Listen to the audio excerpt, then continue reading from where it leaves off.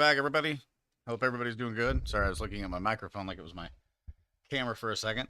A little bit different setup today, so we're kind of experimenting, like the last video, trying to see exactly how this is going to go. I have the light behind me, so I just realized I'm a little foggy and a little washed out on that, but that's all right. It's going to work out just fine. But welcome back. It's 2023, and we're having a ball.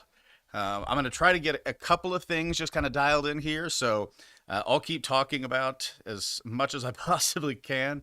But if I seem distracted, it's just trying to make sure that all this different equipment's connected. I have a new camera, very happy with that decision. And then I have kind of all of my equipment that you can't see right off of here.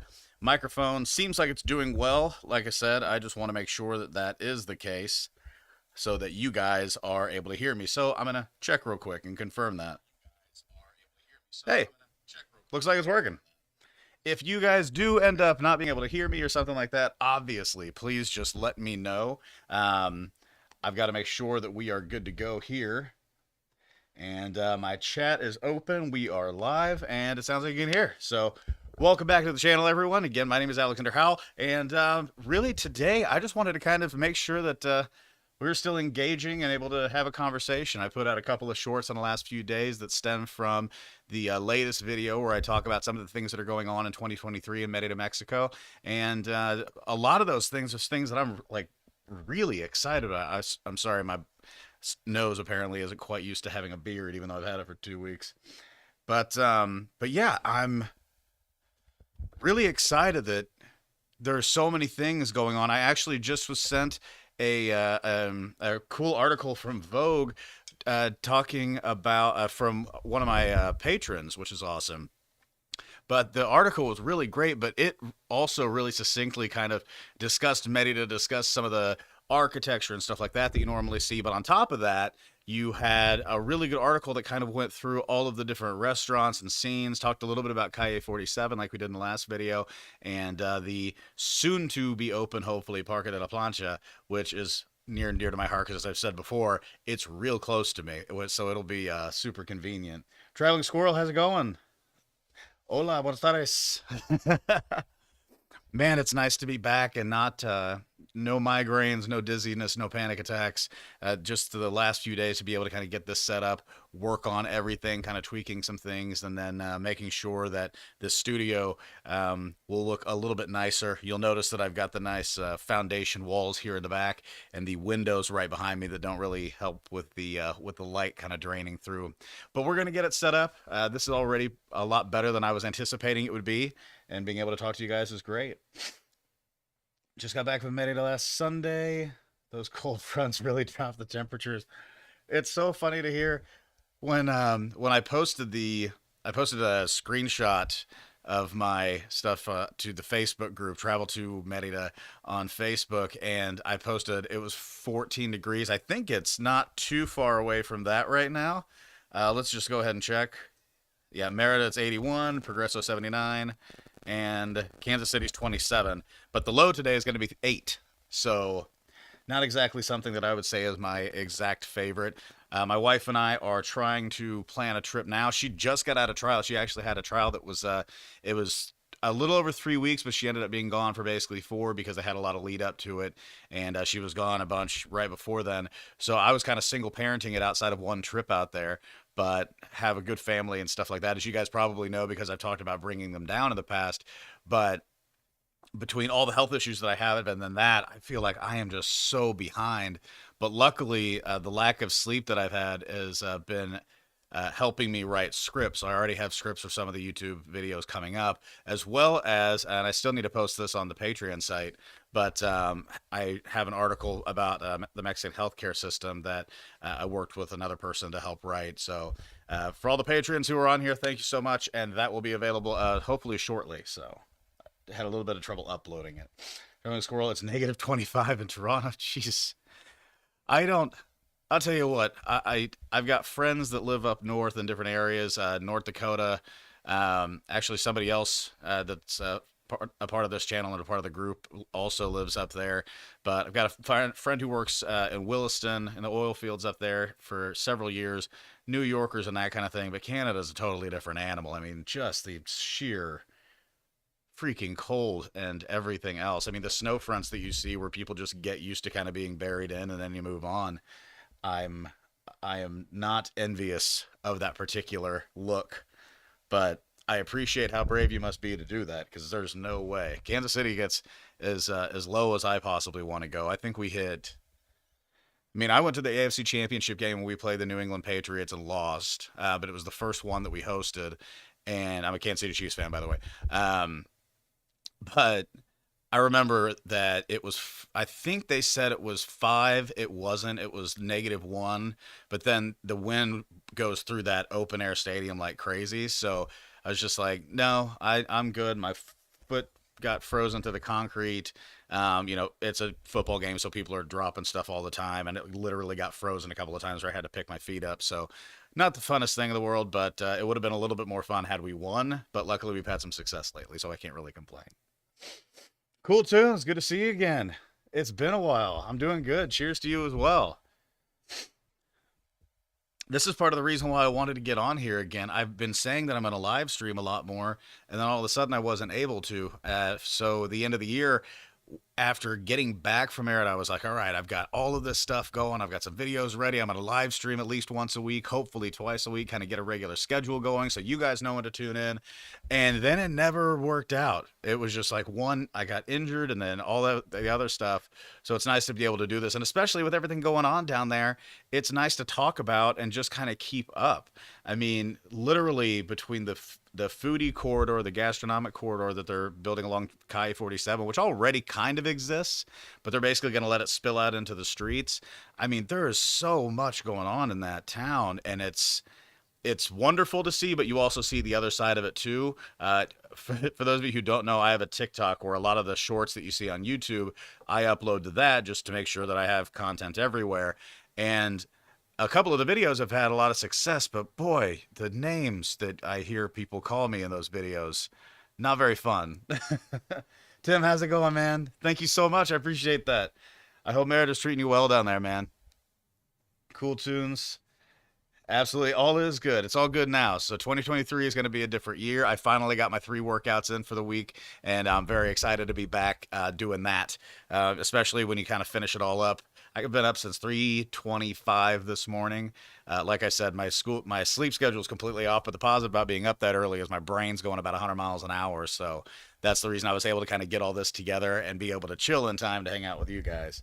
Traveling Squirrel Merida Fest was amazing for the month of January. Said he had so much going on and so much of it was free. That's fantastic. I had seen that was going on, and I always, with my personality, I always worry about going down during like carnivals, big festivals and stuff like that, just because I'm not a person that's normally in a crowd. I mean, that's probably pretty obvious that I make YouTube videos from home and I'm live streaming staring into a camera. But crowds have never really been my thing, but every once in a while, especially with something like that, just the experience of being able to see things like that, I've got to imagine it's awesome, especially now that things are back and things are loosening up. Tim, doing great. Designed a new fountain. Came out great. That's awesome, man. Send me a picture of it. You know my text number. I can get photos on that. Send me a text of it. My phone number is 816-727-7740. It's a text service that I offer so that my number isn't all the way around the internet. I made a few mistakes using my actual number in some of my earlier videos, and now I still get some sales calls from that stuff. But 816-727-7740. Send me that. I want to see it. Man, I miss being down there.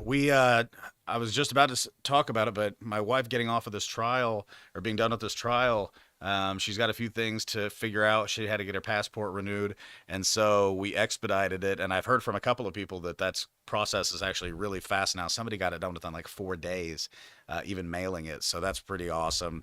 But we're planning on going to the beach, and obviously we would be going to Merida because we have a freaking house there, and that'd be a super easy and very convenient trip. Fortunately, unfortunately, we have people that are staying in that house. So they're staying there to the end of March. We've already got 1 week, I think, rented out in April, and they said that they've got another contract on the way. So I'm going to show you guys in a bit here, but one of the things that I've actually found to be pretty incredible is the first group that's staying there, the one that's staying throughout the week or throughout the 3 months, they were there from the very beginning. We actually got that contract when we were still down in Merida during the summer, but everything else has been since then. And the amount of rentals that we got just when it really opened up in December, and then now that we're already seeing it happen in March or in April and May, I'm feeling really good about our potential. So it's pretty cool to see. One of the things that you you worry about, or at least I worried about it, maybe not everybody does, is that when you go into a situation like that and you put so much money into something and you know it's not going to be an immediate move in, or at least, circumstances being different, it would be. But it's not going to be immediate move in. It's going to be something that you're ready for in retirement. And you do have to have that little bit of extra income, whether it's, by the way, whether you're in the house and renting like a room or a guest house or something like that. When you put in that much effort and time and, yes, money, you want to make sure that, your return is good enough to where you feel better about it. In all honesty, I don't care that much about making a ton of money. I just would like it to pay for itself. By the way, solar helps a significant amount with that. But yeah, it's already looking like it's going to do that pretty well. Our balance is up, so we're not touching it at this point. But it is nice to know that it's actually functioning properly for us. Shouting a squirrel.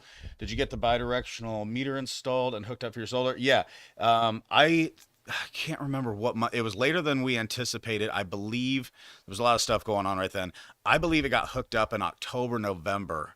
But we had the solar panels on, as you know, before we even got down there. It just took forever for them to actually come by and hook it up. So the fun part about dealing with stuff like that down there is that you just kind of have to understand that it's on their time. Luckily, Henry's team, they've been really good about managing it, so they made sure that when the time opened up, they got it. But I didn't even know that they got it hooked up for 3 weeks or something. They were like, "Yeah, it's hooked up."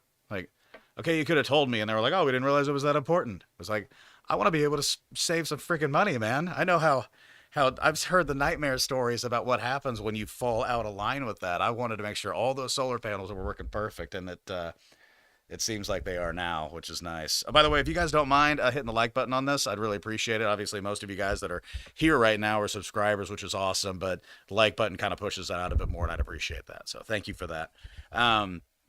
Yeah, the solar panels. I mean, anybody who is thinking about doing solar in, let's say my situation in Kansas City. Sometimes it can make sense, but for the most part, the energy is fairly cheap here. Solar panels are fairly expensive. And if you look over time, I would say that there's probably more of a moral argument to be made about it, if that's where you want to go.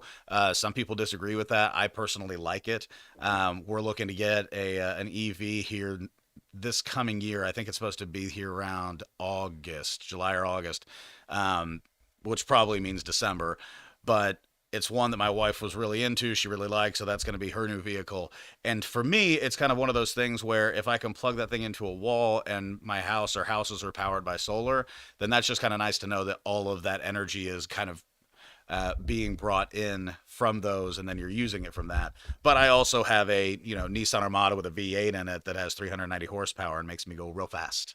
So that's just a big crazy vehicle that doesn't pass gas stations. So I'm not saying like there's a crazy moral argument up here. I'm just saying like energy can be so inexpensive that if you're spending 35,000 on solar panels, why do it? Whereas down there we spent a little over 10. I think it was like 12.5 or something like that for the solar package that we have.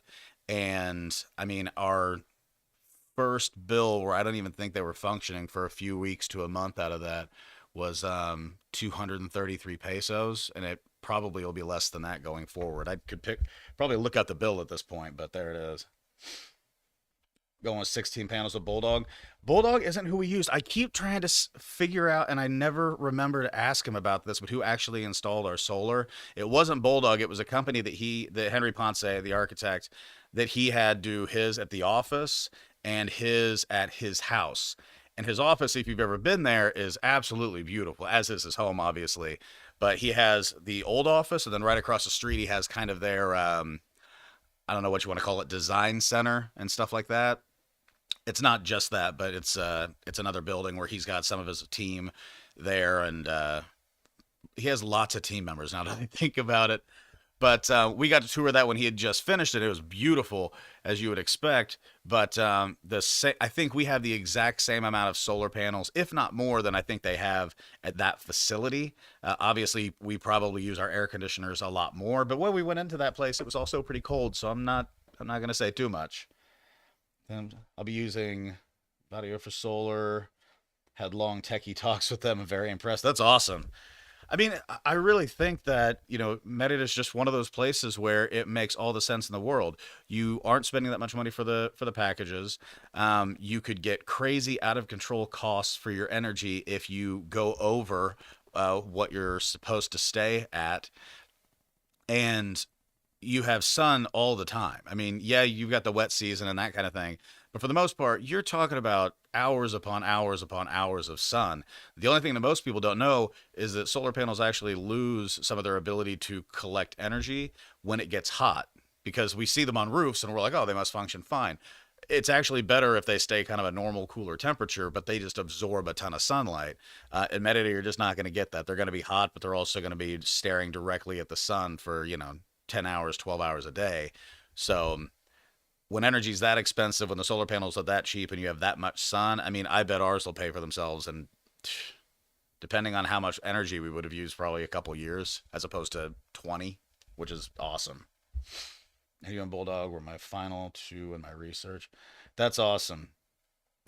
I mean, I think from all the Facebook groups and pages that I follow, it's pretty, I don't want to say it's rare to see solar companies that aren't up to snuff, I guess. But it does seem like people like are very. I haven't heard of that company, but Bulldog I know is one that, especially a lot of expats in those groups that we talk about, they throw that name around all the time. So that's always the one that kind of comes to mind.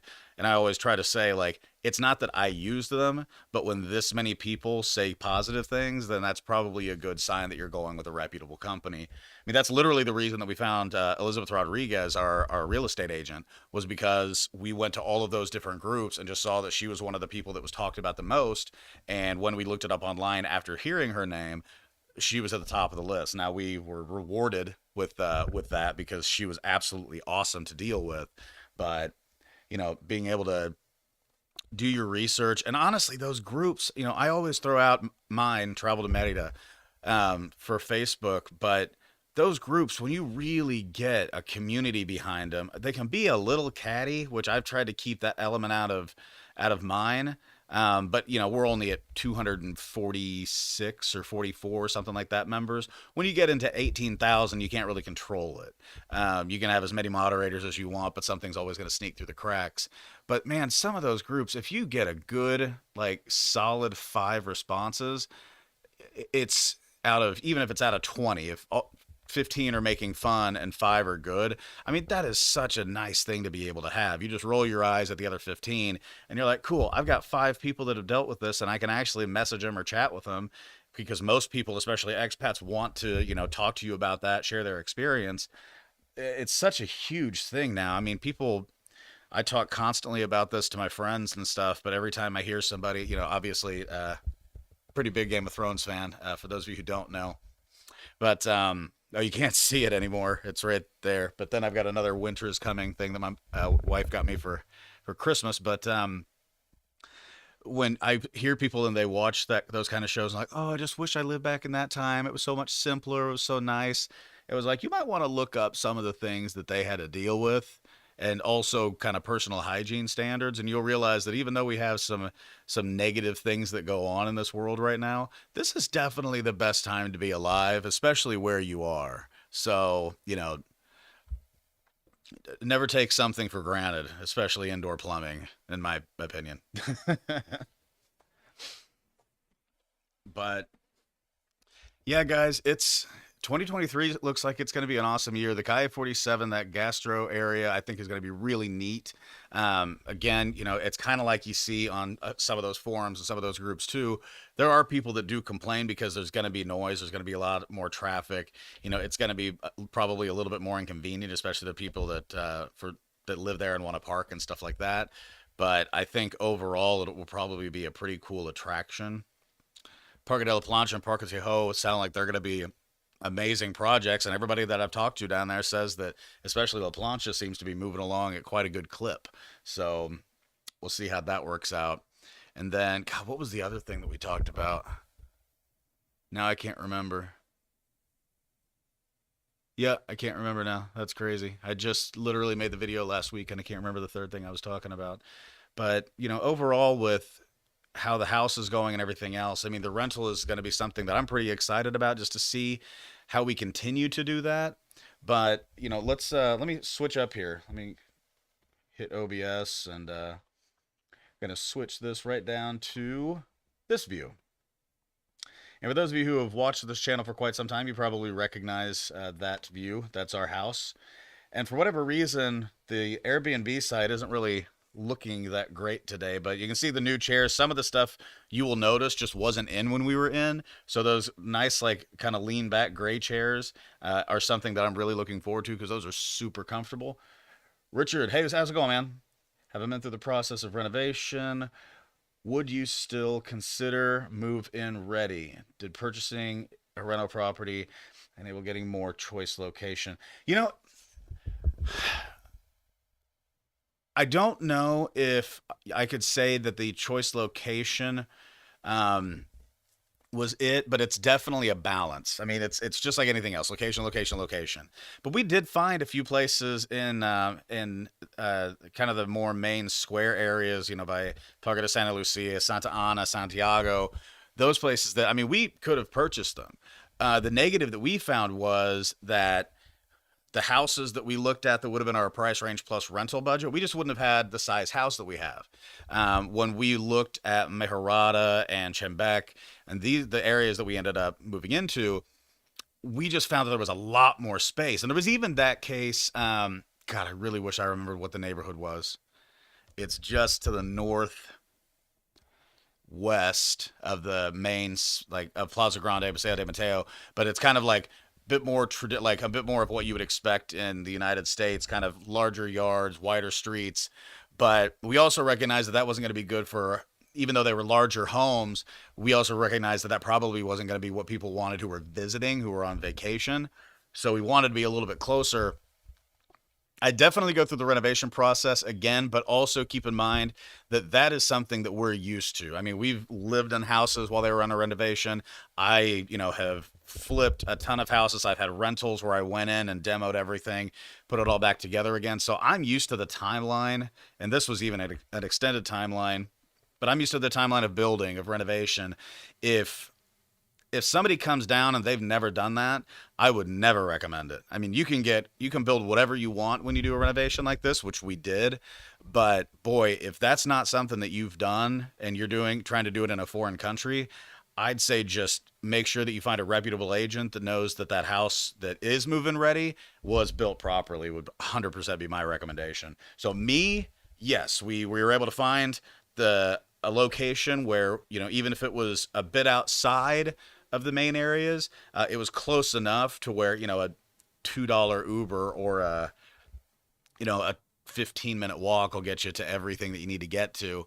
So that was maybe a little bit there, but we also recognized that we wanted to do that more than spend money on a smaller place in one of the closer areas because we could have the best of both worlds. And I think we achieved that because with that extra space, you kind of create a resort feel. So even though people go out to the restaurants and stuff like that, we have restaurants that are right, next to us. We've got the Chenbec Market, which is right down the street. We have an area where you can be there and stay in our place, and you kind of feel like you're at a resort by the pool. So personally, I would say if you've never been through renovation, don't make this your first one. And if you have been able to do that, especially if you're doing it like we did, where we were outside of the country almost the entire time and just able to visit 4 or 5 times before you took possession of it, I would say absolutely make sure that you go with somebody reputable, because the architect, even though they might be more expensive, like say Henry Ponce, one, I will just tell you that some of the small things like lighting, they were huge to make that look amazing. But we also knew that the entire process was lined out from the very beginning. I mean, they took pictures every week and sent them to us to make sure that we were comfortable with it. So I know that's a bit of a long-winded answer for what I'm trying to say, but basically, yeah, don't make it your first renovation if that's the goal. Tim, Brennan got me the house I wanted at much better final outlay. 6 months later, house had market value about 3 times what I put in. Yeah, and that's the other thing is right now I feel like where kind of we all are, or at least not we all, but some of the people that have invested over even the last few years have seen property values go up significantly. Now that's part of the reason why people on YouTube and on TikTok and Instagram and stuff like, not normally Instagram, that's a little bit nicer thing, but that's what I hear a lot is the name colonizer. I get called a colonizer all the time. That's part of the reason because expat look like this going down and then investing in something that, by the way, was unlivable. Like nobody had lived there for years, taking something, putting our money into it, and then raising the value of that asset. Now, anybody that knows what they're talking about knows that even if the asset value is raised, we're not really affecting too much. We're just kind of building our house there. There are places around us that are dilapidated, just kind of like you see all over Merida. But then there are places where you can see that they continue to renovate. People are continue to move into that neighborhood. And one of the pieces that I've heard about that is that these days it's not even as much expats that are doing it. A lot of that are immigrants, not immigrants, but immigrants from people from different areas of Mexico that have found that, you know, Merida is safe. Whether they like the climate or not, they recognize that that's a good area to own a home and a safe area with a lot of convenience for people who live in different areas and maybe experiencing a need for whatever reason to head out of there. So people from Mexico and elsewhere are doing the same thing, but you are seeing kind of an investment in the city from the government as well as from a significant amount of people who have realized that this is a pretty amazing place to be. Adrian, how's it going? Do you know if the new stadium is pretty much a dead deal? Talking to the locals here, they all seem to think it will not happen. That thing I heard about like for 2 months and then never again. You know, it's kind of like the some of the big like buildings that they're trying to build up north, but the stadium is one of those things I don't see it happening, and if it does, I can't like I assume it will be for a couple of years. One of the biggest concerns that everybody had was, you know, whether the infrastructure was in place to make sure that something that big went in and didn't flood or, you know, the waste facilities were fine. So if I'm a betting man, then I'm agreeing with the locals and saying, yeah, it's not looking like it's going to happen, which I don't know if it's the most positive thing or not. I know it looked like a pretty cool project, but, you know, just like anybody else will tell you, I think probably an investment in kind of the more basic infrastructure is probably what's needed at this point. So, but yeah, Adrian, I just don't think it's going to happen would be my guess. Let me take a drink here. Talking for 10 minutes and I haven't taken a drink of water.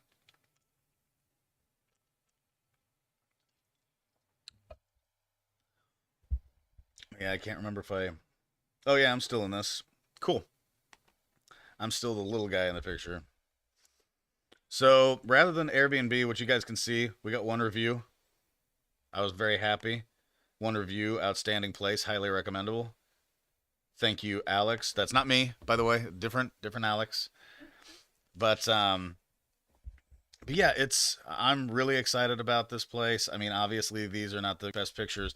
Henry's site definitely has some of the better ones here. But let me go and see what you guys are seeing. Okay, go down just a little bit. There we go. Dun, da, da, da, da, da. There, now it's going to fill the screen more. All right, you guys can see it a bit better. So, obviously, this is the house. Very excited. And that's the view that you guys have always seen. That's the good one. That's the one that goes on all the different advertisements and stuff. But positive is they went in, they kind of let the foliage grow out. So you can see on both sides of this, the trees that are uplit on the left, and then the stuff on the right we still have some bigger trees, but we also have some of the fruiting trees, so like the lime and stuff like that. But these were small. If you guys saw the walkthrough pictures, the stuff isn't near this big, and you'll especially see when we go to the courtroom, jeez, the courtyard. Got court on the brain after my wife was away at trial. But you'll see those pictures too. Just all of the greenery has grown so significantly over the last 6 months. I mean, when we got there, stuff was so small that it wasn't really taking over anything. Now they wanted to go in and take the pictures because it's bigger. They also took some videos, which were pretty cool, of just some of their some models like walking around and you know acting like families and stuff like that, which was pretty cool. And I think they're going to use that on a campaign for their rentals, which makes all the sense in the world. But ours were just two little clips in the upstairs apartment, and then kind of walking down this area because, of course. But it was neat to see that because you don't really get to see your house in an advertisement. It's a neat thing. But there's a better picture of the same view that we had from the other one from the Airbnb site. And again, like you can just tell the quality is a lot better than some of the original pictures that we had. Um, for those of you who have been around from the beginning, you'll see obviously that area got some pretty pictures. Those lights were not in when we got there; they were just wires hanging down. So we finally have some actual lights hanging up. They weren't the ones that we originally picked out, unfortunately, but they're still pretty awesome. We're still super excited with how it all turned out. But the columns, I mean, everything's still there. They just added the lights, and it's so nice. And then, so you see them a little bit better there. If I would have known that, I would have just waited for that picture. But hey, whatever, that's fine. But here's the picture I was talking about. So this is the courtyard. For those of you who remember, those elephant ear plants were not that big by any stretch of the imagination. They were incredibly small. And now, just 6 months in a tropical climate, you can kind of see where the growth is. Um, and I don't think they're going anywhere anytime soon. So that was a pretty cool one for me because after Henry was talking to us about like exactly what we're looking forward to moving into this direction, and what we would see next time we came down, it was nice to see that that was actually the case. So, and you guys remember some of the other stuff, the bathroom. I mean, I'm still amazed that we own this, that this is our house. It's really, really cool. But just the walkthrough, it's all the same stuff that you guys have seen, but just kind of grown out, more matured. They got it all cleaned up, and now it's actually for rent, which is neat. So it's it's been fun.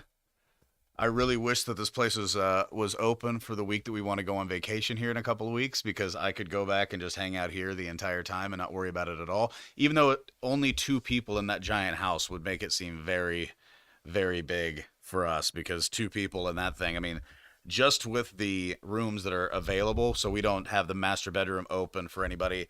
Um, it's just the two rooms in the bottom area, two rooms up top, and then the master's closed off. But even for four rooms, you can still have eight people throughout the house, and you feel like you've got tons and tons of room. So two people that only use the back of the house, a little tough. But there's some of the other ones. For those of you who, I mean, most of you guys have seen this stuff. I'm personally just excited because they went through and really kind of got it together, put everything together, and made it really nice. So I'm showing it off because I'm excited. And obviously, the least exciting part about our house is the exterior with the nice power pole and everything.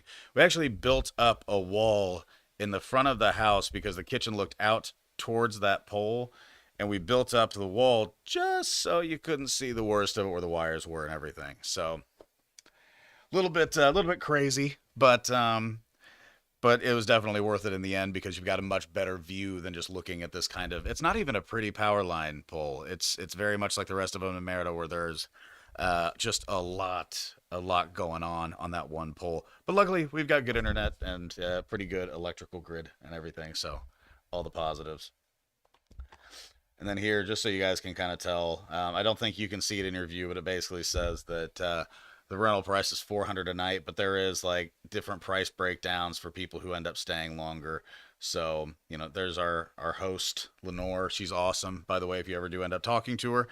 She's really great. And yeah, so that's it. That's where we are. I'm super excited about it. I can't wait to get down there again, but thus is life. Richard, well thought out. That shows good attention to detail. I'll tell you what. Thank you. Um, the This place was interesting for I don't know how much I talk about this on videos versus live streams, but when we went into this place, I could tell when we walked in the door that I liked the layout. I was like, this could be really nice. This could be really cool. I couldn't tell exactly what it was until I had kind of a a top down view of it. So when we got back, I kind of looked at it and I was like, oh man, we could do this, this, and this. This would be really nice. And obviously, putting the master bedroom in the back. That's all that we could figure out. I was like, I've got a good idea about what this can look like. Then we gave it to Henry, and he made me realize that I am not an architect and my sense for design is very limited, because even in his first drawing, and we changed the layout probably 10, 12 times in different areas, just moving this here, adding this. And I was just over them. Like, I couldn't recommend that him and that team enough. They just blew my mind with some of their ideas, some of the ways that they set things up. And when we would ask him, hey, can you add, like in the kitchen, you walk in and there's this beautiful glass door. You walk in, and we knew we wanted a coffee bar and a large pantry, and he gave us both of those things after the initial design had nothing of the sort. He was just like, all right, we'll do this, move this wall will split with the bathroom in the other room, and we're good. And it satisfied every single requirement for the INAH, the city, basically. Any historical stuff was taken care of. We made sure that we were doing everything right, but every time I think about that house and every solution, there's probably 5 to 15% where I'm like, yeah, I did pretty good there. Or, my wife did pretty good there. The rest of it was purely just, improving on his designs. So yeah, it's a well thought out place. He did an excellent job. The quality of construction is incredible. And honestly, some of the attention to details that some of the I don't know what you guys call it, but you kind of call it ugly money. It's like when you replace your brake pads on a car. You're like, great, I just spent a bunch of money on something that I'm not outside of it braking really fast now. I'm not going to get the benefit of like appreciating that every day. I'm not going to look at my brake pads and go, oh, thank God, that's my favorite amount of money I've ever spent. Um, but in this house, a lot of those really important things that you just don't think about were were huge for us. And so, just tweaking one or two things. I mean, even and especially the stuff for safety. I mean, Jesus, we found out during construction that two of the ceilings, while they were acting fine, they basically came back and said, we don't really like how this is set up, and we're not worried it's going to cave in, but we might as well address some problems first. And the cheapest way to do that is to just drop them and put new ceilings in. That was an easy decision. Like, yes, let's do all of that because I don't want to have to deal with that in the future. Little things like if you go back and look at the pictures or look at the walkthrough videos, you see this in the front area, this line, and it looks like just trim on the bottom, but it's the original wall behind the plaster and everything else. So behind the pretty part, it's the original wall. Why did we open up that at the very bottom? Well, it's because in the old part of the house, moisture, it's not built like a modern part, so moisture gets absorbed into the wall and it will actually cause the plaster to discolor and sometimes crumble. So they put stuff like that in so that it hits a dry area before it goes up. Now, are we still going to have to probably repaint every few years? Yeah. You can't really escape that. That's just one of the things that you got to deal with. But to know that and to bring it into the design to make it just look like, any average any day trim, make it look like that was just there to be pretty, was worth. I mean, that's why you pay the extra money, is just to know that, they're thinking about those kind of things. They're coming up with elegant design solutions and things that I would have never thought of. So that was cool. Richard, do the historical codes apply to the interior? Yes, in some ways. So with ours, There was nothing. There were like some of the pasta tiles. They couldn't even tell if they were original. Um, and I'm happy we got rid of most of them because they didn't have good taste when they were put in. And I mean that with all due respect. It was like pinks and greens and stuff like that. Um, I've seen some of those that look absolutely beautiful, and these were not. So I know that they get a little finicky on those tiles, depending on the house, but we were able to get away with a couple of things. One, that, um, and two, the exterior. So the exterior of our house looks very different from the original picture, and the reason that we were able to kind of go through and completely reframe it and make it look very pretty, very nice, but very simple too, was it has to comply with kind of looking like the neighborhood. You want that same kind of specific look, the door framed out, the window, and then just kind of a simple, rectangle, if you will, to frame it. But ours had non-original, not historic, just ugly, breaking apart orange tiles. Like, I don't even know if it was exterior tile, to be honest with you, but they were just these orange exterior tiles, some of which had broken off. And because of that, we were able to redo the entire front facade. There are some people that aren't allowed to do that. So we were, in a sense, lucky, even though it cost us more money, we were, in a sense, lucky because we didn't really have to mess with any of that. We could just do what we wanted to, handle it the way that we wanted to, and they weren't going to complain about it. Where we absolutely had to kind of find some workarounds was the front of our house back until the second bedroom was original to the house. Now, the bedrooms, we had to drop the ceilings, and I think one of the room we dropped the ceiling, but that was all original to the house, and they wouldn't let us move those walls. That was one of the things. They were like, you're not allowed to move the walls. But one thing that we could do was add additional walls. So when you go through the house, when you walk into the main room, you have the theater room right next to it. Both of those, original design, nothing changed. Then you walk down, and you've got the part of the foyer with the new lights, with the three lights, and it kind of drops down because we raised some stuff up to help any flooding that might end up occurring. So that room, original, even though different level, but the room off to the side is our laundry room.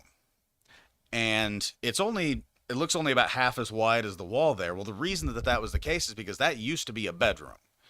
So rather than get rid of the walls, which we couldn't do, we added a wall halfway through one of the bedrooms, created the using the door that was already there, we created our laundry room, and then on the other half of that wall, using another bedroom, we created an entrance that was already there and used that to be the other half as the bathroom for the other main room. So if you look at the picture, then you see another kind of door in between the two bedrooms. Original, we just screwed it shut basically so you can't go in between, but we had to keep that door, had to keep those walls, and then that goes into the next bedroom, and that's when we created, because that was the last bedroom, that's when we created a closet, or the bathroom, and then the pantry. So basically, we couldn't drop any of the walls from those first areas, from that main first part of the house, and including two of the bedrooms, but we added them, split bedrooms up, and that's what allowed us to have the bathrooms and the pantry that we have. So again, that's why you pay them. It's like, the historical codes kind of limit you, you think, but at the same time, it also allows you to do a lot of the, if you're smart and you understand how to kind of work within what you have, which he was able to do like crazy, you don't have to worry about it anymore. You just kind of do what you do. But that was one of the more fun parts of the process, in my opinion, was just working with him on going back and forth about, okay, how do we, if we want a room that has like the laundry room, it has storage, you can put like, a bike in there or something like that. How do we create that when right now it's just one big room? It's like, put a wall up, because you can add walls, but you can't take them away. And so he just worked within it. I mean, literally the entire footprint is the exact same, except for the added stuff. So even the doors, like that was the thing I couldn't figure out was you have to keep the doors. You have to keep the frame of the door. And he was able to do that and come up with good solutions. And that really worked out well for us. So yeah, that was awesome. Let's see. I'm going to go back real quick to the original view. It's showing that I'm not showing. That's there. That's there. I don't know why it's. Oh, that's why. I'm not live anymore. There. My phone wasn't on live, and that's how I'm monitoring how you guys are seeing me. And all of a sudden it was like, that's not keeping up very well. But yeah, going back and thinking about the house, it's kind of crazy. And the funny thing is, like the neighborhood, one of the things that we discovered was there are just so many nice little restaurants and stuff that are within 5 minutes just walking distance down by Parque de la Maharata. Um, but the market was incredible. There's right around the market. There's like a coffee place, the tortilla place, the meat place, and you just go there, and within 3 blocks of our house, you have everything that you could possibly need. So even though yes, you can go to Costco, which I'm sure we will, and you can go to Walmart, which I'm sure we will, to get some of the necessities, the things that you're used to, when you can just be around your house and get everything that you possibly need, I think that no matter where you believe that the location is, you have found something that's really good. And that is one of the things, when we talked about this earlier, um, that's one of the things I really consider when you're looking at properties is if you think that you've decided on a house, walk around.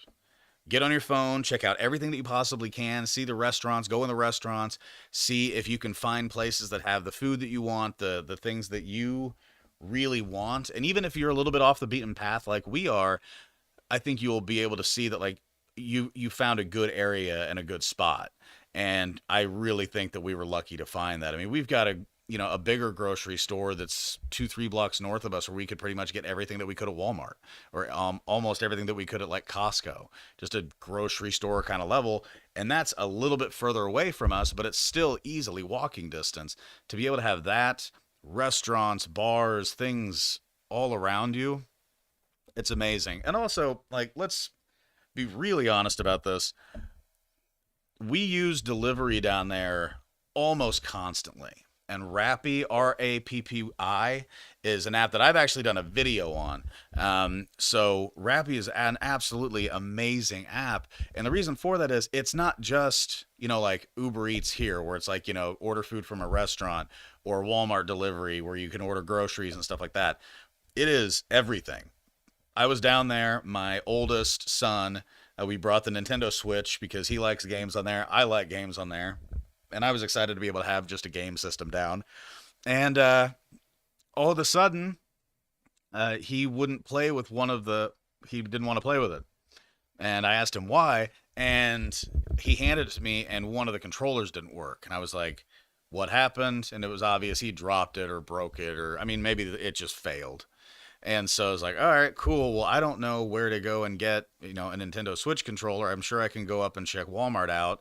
But at that point, I really didn't want to go all the way up there. So rather than do that, I looked it up on Rappi and was like, maybe they've got it. It says electronics. Sure enough, I had to wait till the next morning because the place had just closed. But I ordered the 2 handles for the Switch, had them delivered within, I don't even think it was 20 minutes. And they were the part price and then the delivery fee, which wasn't crazy. And I had them and didn't have to go look for them, didn't have to find them, didn't have to do anything. And that was the same app where we'd order groceries from, we'd order food from, I think you can order like pharmaceutical stuff like Tylenol or whatever. I don't know what else, but that's one of the things that they offer. So it's cool to be able to do that. On top of that, Walmart delivers, there's all kinds of stuff. So even though you like walking around the neighborhood and stuff, if you feel like, man, I kind of want to stay home today, sit by the pool, I don't want to have to worry about this, as long as you got a doorbell and a phone, you can have almost everything you need delivered. And then, if you're in the right neighborhood, you can do like what some of our friends did when they came down, and they found a place that was like 3 blocks away for like $6, bought a whole chicken with tortillas, salsas, all kinds of stuff. Whole chicken. Yeah. For very little money. And I was just amazed by that because when you get down and you're trying to like figure out ways to eat healthy, if you can just get a decent rotisserie chicken, you can eat healthy and eat good. So I was a very happy person to say the least. But that's just one of those things that you get used to when you're down there, and especially when you're down there for a long period of time. It's not just down there for a week, because if you're doing that, most of the time you want to be out, you want to go see as many things as you can. You're doing day trips to Progresso or to, Kokomo or Telchac. You're going and seeing the ruins, which is a day trip. You're going to a cenote. So 3 4 days out of a week long trip, you're kind of out of the house all day.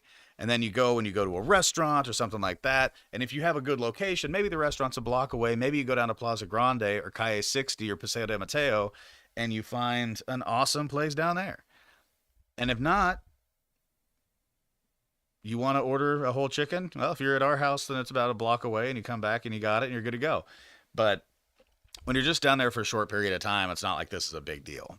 When you're down there an extended period of time, and especially somebody like, like Tim who's living down there, it becomes a pretty important thing to be able to just get whatever you need. If again, you're the kind of person like me that every once in a while I just don't want to go anywhere. I just want to stay in the house. Even if I knew where that Nintendo Switch controller was, it might be worth it for the delivery fee for somebody else to get it, so I could just let my kids go crazy, swim at the pool all day long, and I could just have it delivered. So again, one of those things that when you're down there long term, um, whether it's long vacation or snowbird or pure true expat immigrant kind of situation, the Rappi app is huge, the delivery is huge, and knowing, especially with conveniences like a Costco or the mall or something like that, knowing that you can take an Uber across the city and it's not going to break the bank like it would here, that's super helpful as well. So, or you could be like our neighbors who are awesome, and they actually they bought a scooter like a Vespa, and they said that that was one of the most fun things that they had chosen to buy. I'm not ready to do that yet, but it's definitely probably in the future because it looked super fun. And anytime that you can just zip around and park wherever you want to, because you really can in one of those things, you're gonna be solid for sure. And by the way, for those of you who have been here, thank you so much for being here and watching this live stream. It's been super fun to interact with you guys. Feel free to ask any questions that you still have. And if you're new and just came into this live stream, if you don't mind hitting the like button, I'd really appreciate it. Just kind of gets it out there for people, and thank you for that. As you guys probably know, most of the time these live streams they just kind of go into the YouTube channel as just another video. So the interactions that you're seeing, if that's the case, they're in the past. But the live chat feature on the YouTube channel is actually something where you can see what we're all seeing, where people that are watching are asking questions, talking about their experiences. And I always think that's the coolest thing is if I could do this 7 days a week and actually like could make it make sense, then I think I'd just do that because doing this is kind of like being a radio host that has people call in. Only it's people that have chosen to subscribe to you, people that have chosen to be interested in the same subjects that you're interested in, and you have a real, familiarity with them. And especially in something like this, where it's expats or people that want to be expats or have questions about it, it's a lot more personalized. So I just think that's really cool. So thank you guys for being a part of this live stream. Let's see what else. I'm kind of lost right now. I had like a whole list of subjects here, and now it's kind of going crazy. Um, I don't know. Every time I talk about this, like I've mentioned in the past, I get a little bit of pushback. Normally not on YouTube. Normally it's good debate, it's good conversation. It's pretty rare that I get anybody pushing back too hard. But the Mayan Train, I posted an article on our Facebook group, Travel to Merida, and I just thought of it because there's an article here. Let me switch real quick so you guys can see what I'm looking at. There's an article here that I just pulled up. Taking a look at this, and route from Merrida's new tram network and Mayan train revealed. So that's pretty cool. We can take a look at that. But the Mayan train, I posted this on the group Travel to Merida, and they had like some interior pictures, kind of the look of the train and what to expect. And depending on the situation, depending on where I'm hearing it from, basically it's It's kind of down to this.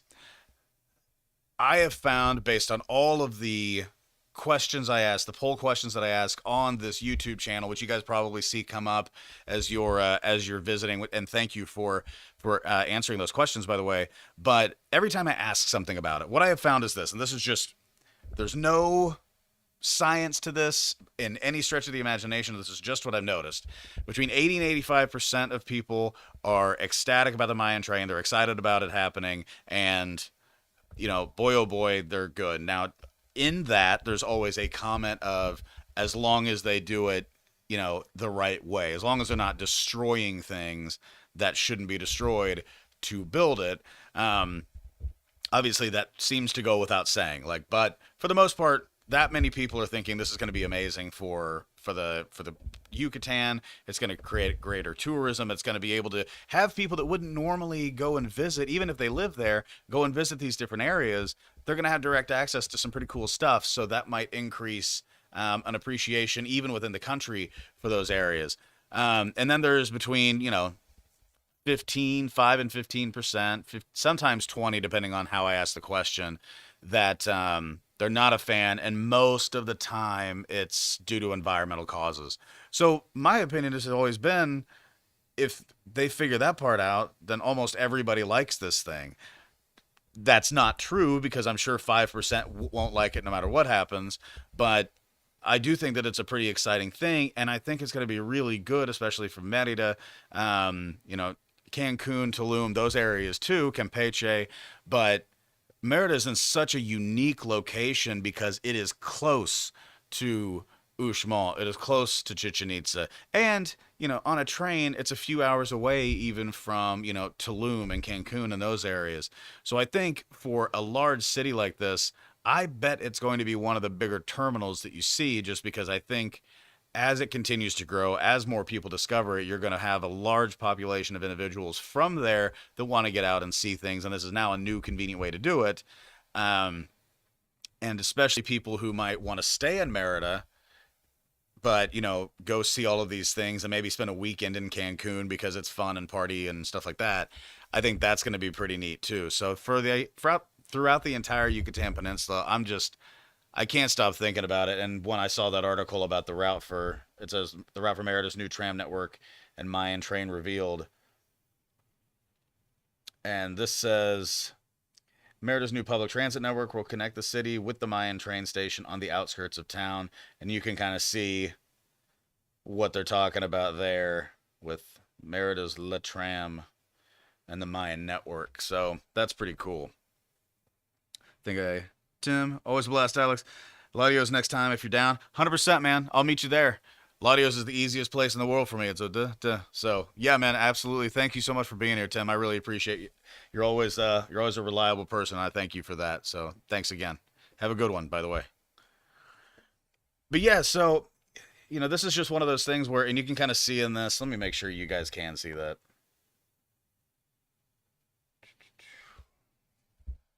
Yeah, you can kind of see it. My big fat head is a bit in the way because here, let me just get rid of that just for 1 second here. I'll just move me. So you can kind of see that, and then move that up a bit.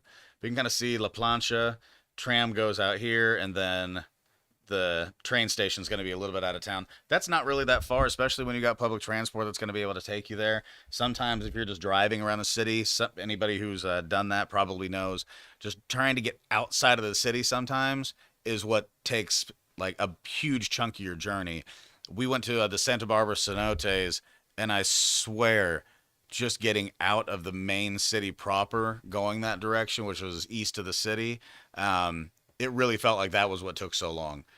On the way there, we actually got out there pretty quickly. On the way back, our driver, who was a very nice person, like he was the person that showed us around, he was the person that drove out there, but on the way back, he drove so slow that it took twice as long as it ever should have. Never drive that slow if you're trying to be a tourist person. Obviously, we all want to stay safe on the road, but my God, that was rough. But yeah, so I mean, it's kind of cool to be able to see this where they've got Paxila Uman, La Plancha, and then just the ability for this transit system to really work positively, especially for the Mayan train station outside of town. But like I said, I think it's going to be one of the bigger ones. I think it's going to be something that once completed, it will be ludicrously popular because it's going to get you to the places where normally you'd have to take a tour. I mean, you'd have to pay somebody or a group or a bus or wherever it was to get you to all these places. And I think that tour guides are probably going to be utilizing this too because now they don't have to drive either. It's like I'll be out there, take the train, I'll meet you at this time, and they'll be able to see multiple people as opposed to taking an entire day to take one group through an entire area. That's a business model idea there, but that would be my guess. Richard, lots of socioeconomic environmental concerns will tread my. I know, a lot of people have them. I don't blame them. The socioeconomic side is a little bit different because I always go back to this when it comes to these major projects, and that is you while you know what well you hope you know what it's going to cost. The budget always goes over with these things, especially projects like this where you're going through densely wooded areas.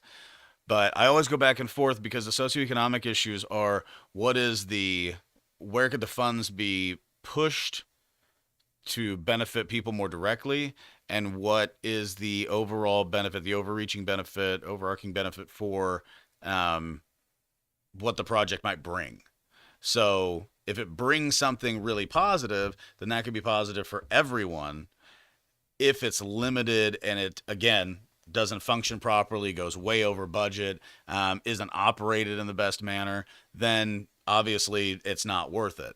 Something like this, where a large percentage of the population are excited about it for tourism, and especially right now when we've just come through a period of, speaking of socioeconomic issues, when we've just come through a pandemic where things were shut down for so long, being able to have something that might bring relief in that way would be positive. But yeah, I know the environmental issues are what I hear from 99% of people that have problems with it. And it's not something that I always go back and forth with this because I do think that the people who look at me and say, why is that guy talking, because even though he's invested there, he's an expat, he's not from here, warranted. That's a very warranted comment. But at the same time, I do have my opinions, and I think that we're in agreement on 95% of the things. Like, I think a lot of people realize that this could be great.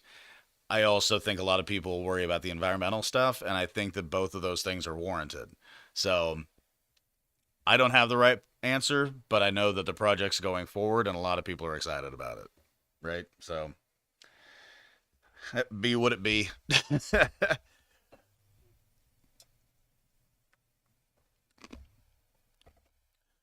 But the biggest positive for the whole thing is it's nice to see that there are so many things going in a city like this. You don't want to be in a location, whether it's looking to invest in or honestly whether it's just a place that you're living, grew up in, whatever it might be.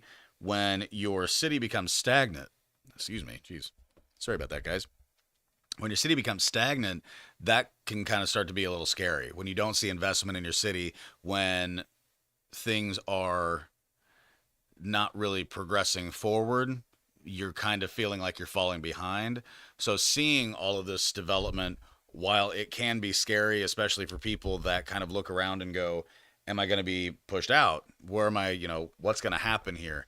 Hopefully, again, another socioeconomic concern is that hopefully we're in a situation where the public good is benefited, whether it's through tax dollars, whether it's through direct investment by individuals that come into the community, not to change anything, but to help in any way they can. I think that can benefit all parties, but I can see where it could be scary as well. So, LECP, what's going on, LECP? Yeah, getting more subscribers. Just past 2,500 last week. So thank you and everybody else. It's been awesome to see that kind of growth, man. It's been really fun, actually. Hey, Esther, how's it going? You're interested in making Merida home and want to have a good impact. I think that's 100% of it. I think that every time you get into a community, talked about this in almost, not almost all of my videos. I shouldn't say that, but I've talked about it in several videos that you move somewhere because you like it, not because you need to change it to benefit you. And so if you come into the community and you try to figure out a way to help in some way, if you try to figure out a way to adapt well into it, then I don't think you're doing anything wrong. I think that can be a real positive. If you're somebody that's excited to be a part of it, then show it. Like I said, I go to Walmart for convenience and Costco for convenience, but I love the fact that I can walk up and down the road and find everything I need to keep going. There's no reason I need to go to any of those places unless they have a device or a TV or something like that that I can't find somewhere else. So it's nice as you become more a part of your community and you kind of step out of your comfort zone a little bit. It's nice to be able to see that, and just like anything else, like have a good impact on small business owners as opposed to a large corporation. They have their place and they definitely have benefit, but at the same time, if you can help a mom and pop shop that's right down the street, that's the best way to put your money into something. So and I think that takes time. It definitely took me time. The comfort zone that I had, a couple of weeks into living there, especially in our house, but even, when we rented the other place the year before, the ability to just kind of take that step and just walk around and see and become more comfortable day by day by day, you recognize that the people around there, even if you don't speak Spanish yet or you don't feel fluent enough to really have a true conversation, they're good people, just like everywhere else in the world. Good people are always there, and being able to have that is really cool. So being a part of the community and wanting to be a better part of the community is awesome. They're building an airport in Tulum. I wouldn't be surprised. I haven't heard that, but my knowledge is growing as I'm trying to make this channel more about a growing atmosphere of so that it's not just about one particular thing. Like my house is done, so I can't just talk about the construction of that anymore. But now that you say that, I'm wondering. I feel like one of the Facebook groups talked about that, but I'm not sure. A lot of the times, people that talk about Tulum talk about how it's kind of gone downhill. I've never actually been, and that's one of the castles that, or one of the pyramids that I actually really want to see. One of the ruins I really want to see is Tulum because it's the one on the ocean. I think it looks beautiful, so I absolutely want to go there, but I haven't. I've never made the trek there when we've been in Cancun because normally when we'd go there, I'd want to just sit on the beach and read a book forever. So yeah, but yeah, you could be right. I just haven't heard about it. Thanks, Hester. I appreciate it. I really appreciate that. I try to give as much information as I possibly can, and the thing is, if I don't have it, I'm gonna tell you. I don't have all the information, all the answers, but if you want to hear about experience and what I've done, I'll tell you all about that. And the positive is about live streams like this is you guys can see the live chat and people can answer you if they have different information. So I'm happy. Kind of like this Tulum thing. I have no idea what's going on. Esther or LECP. Am I currently in Merida? Nope. I'm back in Kansas City. We were hoping. Obviously, we have our house rented right now, which is a very positive thing. They're a little bit less than halfway through their rental, but if it was open, I would be down there probably in about 3 weeks. We're trying to escape after my wife had about a month-long trial. And so we're trying to escape to go somewhere where we can just chill and relax for a little bit. And we will probably end up in our goal is Isla Mujeres, where we originally thought we were going to build a house, and it just got too expensive. But holy God, I'm just looking at my monitor, and that sun, it's not near as bright in this room as it is what you guys are seeing, but that's hilarious. Um, but no, we're probably going to go to Isla Mujeres, where we originally thought about building, but I wish I was there. I can tell you that right now. People when it's 8 degrees or 14 degrees or 20 degrees outside and you know that it's 81 in Merida, that's where I want to be. And I want to be in my house again. It makes me sick that people are renting it, even though I'm very happy about that. I'm happy they're renting it. I just wish I was the one there. So yeah, no, not yet. Esther, looking to make Merida new home. first time here and we love it. Plan to come back and rent 6 months and see if we can adapt to the hot climate. We're from Chicago. Yeah, Esther, that's one of the things that I tell people that all the time. They're like, Merida's too hot. It's an oven, and it is hot, like no doubt about it. Anybody who's been down there, it's hot. But I always tell people it's like, but man, it's easy to avoid. Like if you need to go out in the middle of the day and walk the streets and stuff like that, it can get hot. And especially like that sun when when it hits you, when it's on you, that's a different kind of hot. But most of the time, like there's so many areas for shade and fans and air conditioning. You find the right routine, and especially being down there for 6 months, you're gonna find it. You get so used to it after, I mean, normally it takes me about a week, and I adapt pretty fast, but within 2 weeks you should be able to be fine. And I tell people this all the time. It's like you do just kind of get used to the fact that, yeah, you're gonna sweat sometimes. You sweat, wear deodorant, choose your clothing well, make sure that you've got some loose shirts and some airable stuff, and you're good to go. And it's real simple. Always walk on the shaded side of the road. That was my number one thing that I figured out when we walked around downtown Merida. But yeah, you'll be good. That's awesome that you're going to do that, though. Tim, here. You're not just buying a house or moving somewhere exotic. You're joining a community, which is the biggest part. 100% agree. 100% agree. Just like I was saying a minute ago, that's exactly right. LECP, Tulum is a gem. I've wanted to see it. I mean, Chichen Itza, Uxmal, they look awesome.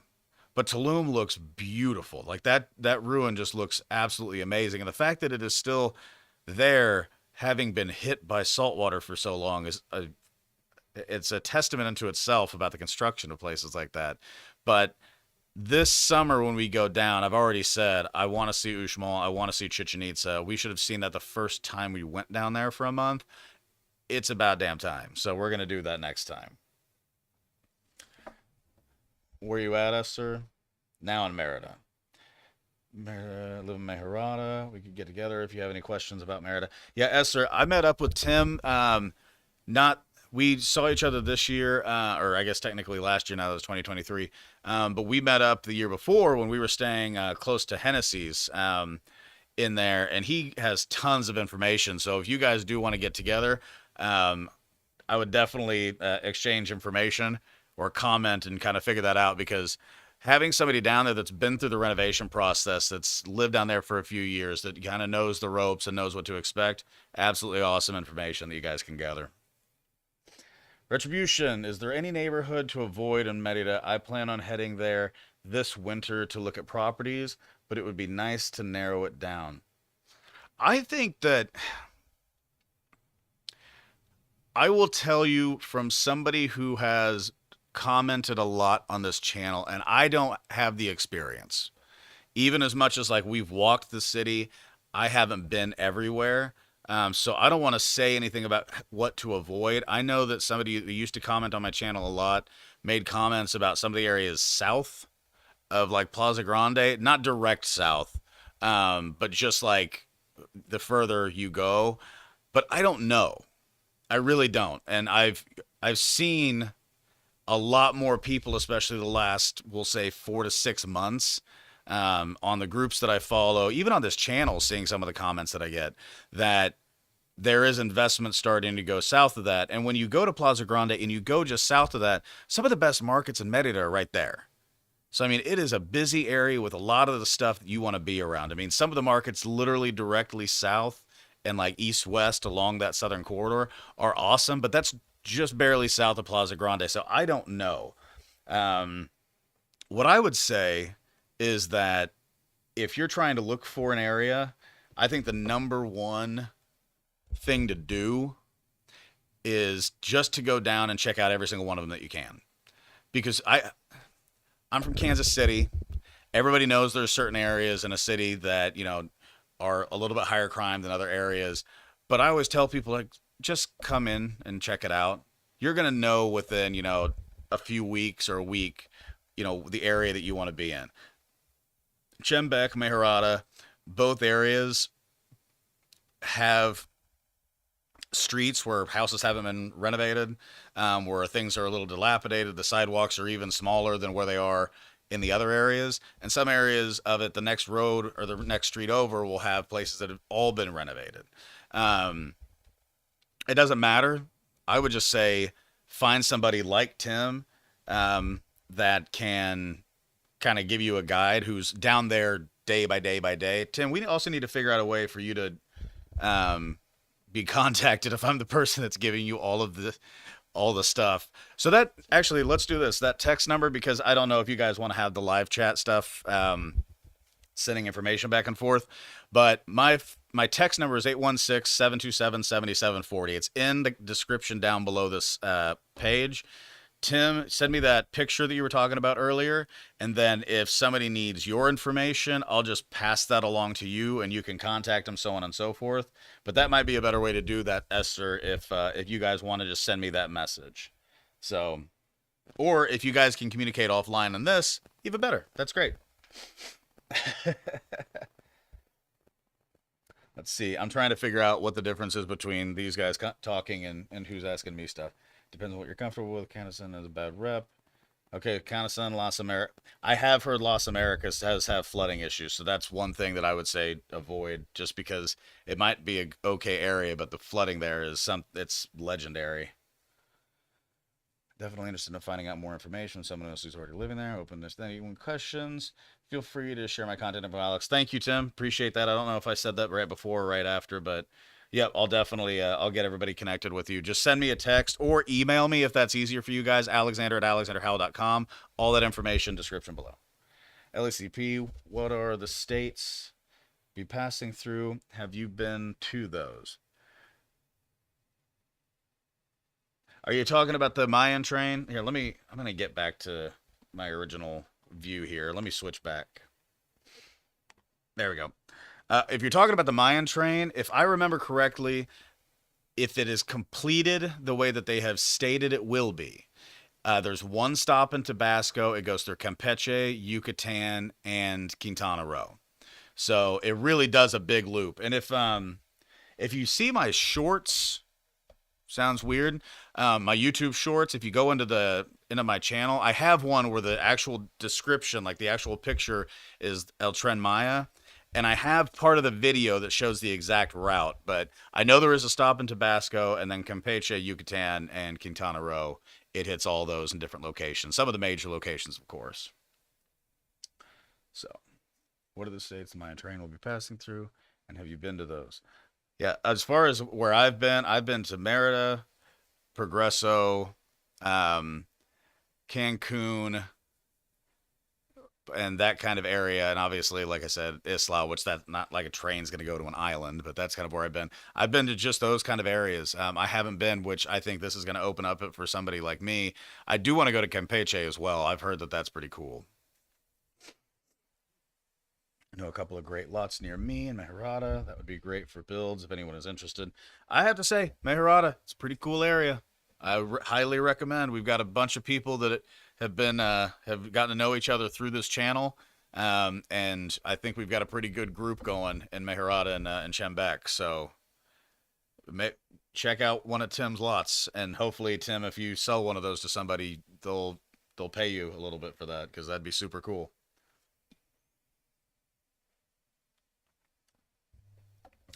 Sweet.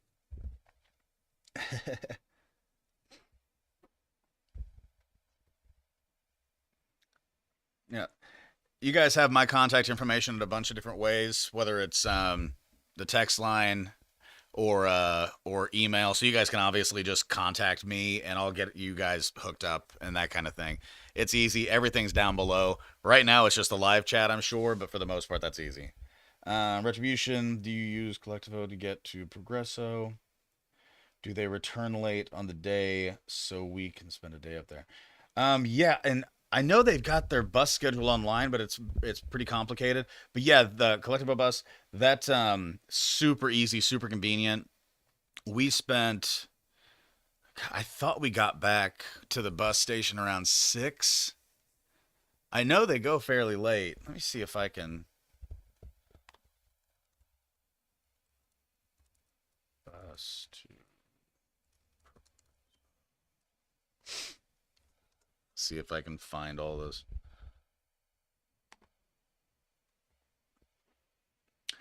Yeah, so this one was updated January 19th, 2023. personal experience. Yeah, so if you just Auto Progresso, that's the one I took. Merida to Progresso bus. So ADO doesn't. Auto Progresso is the one that we used. Its terminal, I think, is somewhere around Plaza Grande. It was super easy to find. Um, Block and a half from the main square. Yeah, so that's easy. And just like I was talking about earlier, the only thing that I found negative about that bus was that, man, when it takes a long time to get through the city. So by the time you get out of the city, it is just a straight shot to Progresso, and you just go through a few of the streets there, and the terminal for the Auto Progresso bus is just to the west of the entrance to the pier. So you kind of drive all the way through that area, and then you're just a block, maybe two, off of the road that goes into the pier, and that means that you're a 5 minute or less walk to the Malecon. I mean, it's super convenient where it's located. And then on the way back, you just pay for it, or if you've already paid for the return ticket, get on it. It goes right back to the station, and you're done, and you're right in the middle of town. So yeah, I definitely I recommend that. It's so much easier to take that Auto Progresso bus than it is even to get an Uber up there or anything like that, because from what I've heard, and I know I've had a few people that had different experiences, but it's not getting the Uber to Progresso, it's getting one back, and you're still spending more money. Like, I don't know what you'd spend on it, even though Uber's cheaper down there. You're still talking about a 30 to 40 minute drive, depending on where you are in the city. Whereas Auto Progresso, God, I can't even remember how much it was. It was very cheap to go up back and forth. So yeah. Let's see. I'm gonna see if this says bus from Merida to Progresso runs all day, 15 to 20 minute intervals. I'm finding this. By the way, let me switch this up here. I'm finding this, by the way, to give this individual credit who wrote this piece. This is on apieceoftravel.com. So www.apieceoftravel.com. And this, they kind of go through 15, 20 minute intervals on departure, no bus time. Sundays it runs every hour, so good thing to think about. Okay, here we go. This is what I was looking for. And again, this is from apieceoftravel.com. This is not verified. This is just what they have here. And it does say it was updated this year in 2023. First bus departure from Merida, 6 a.m. Same from Progresso. The last bus departure from Progresso, 9:30 p.m. I will tell you, I would not necessarily count on taking the very last bus, because when we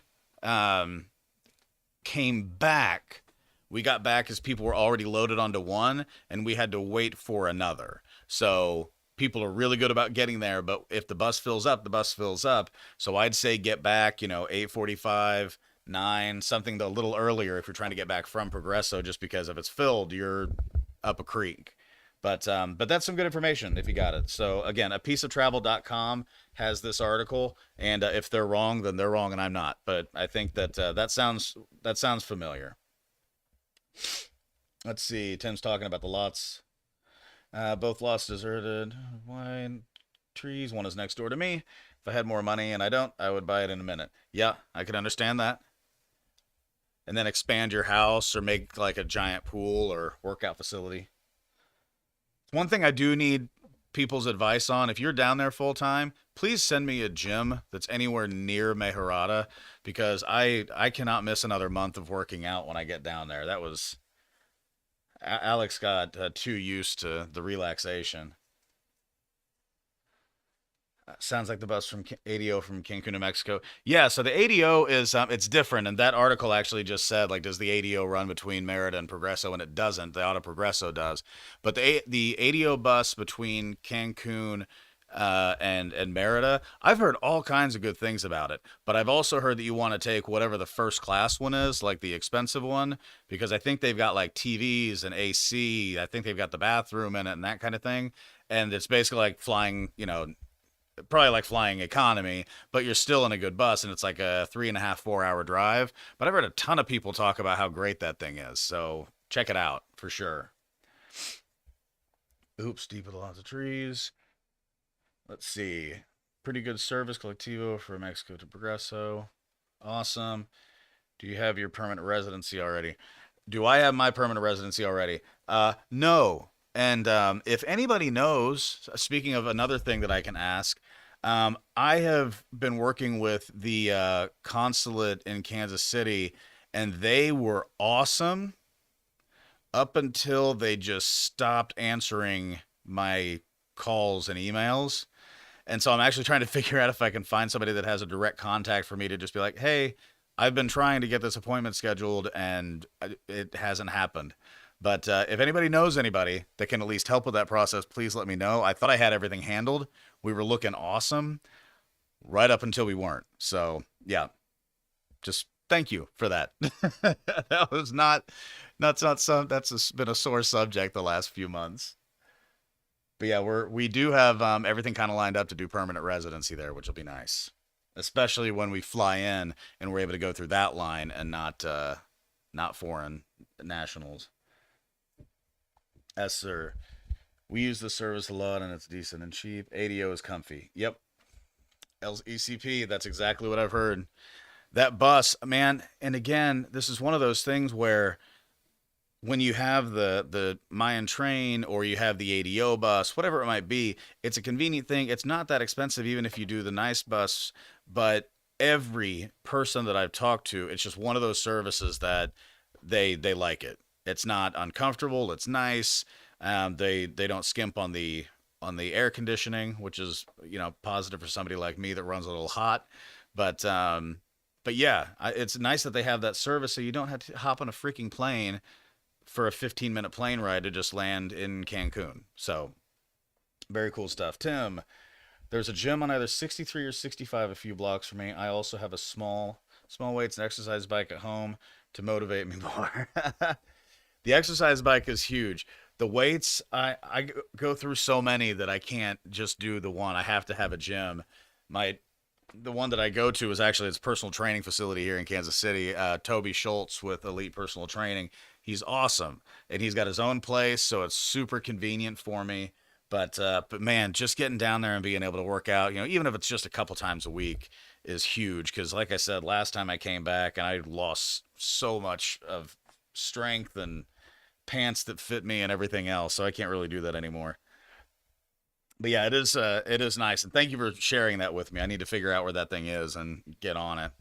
And by the way, if you're here and you're new, thank you so much for being a part of this live chat. Please feel free to like this video. It helps me out, kind of get the algorithm pumped up. I've asked everybody who's been here for a while to do that, but just try to remind every half hour or so. So thank you for being a part of this live stream. I'm having a ball, man. Some of my favorite people are here talking. I really wish this was, we were meeting somewhere to have this conversation because we could fill up a table and I'm sure fill up a book with stories. But I'm glad that I've got you guys here.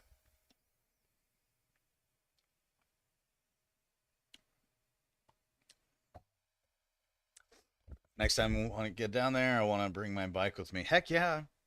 I mean, we literally built our laundry room with that in mind because one, you see it all the time.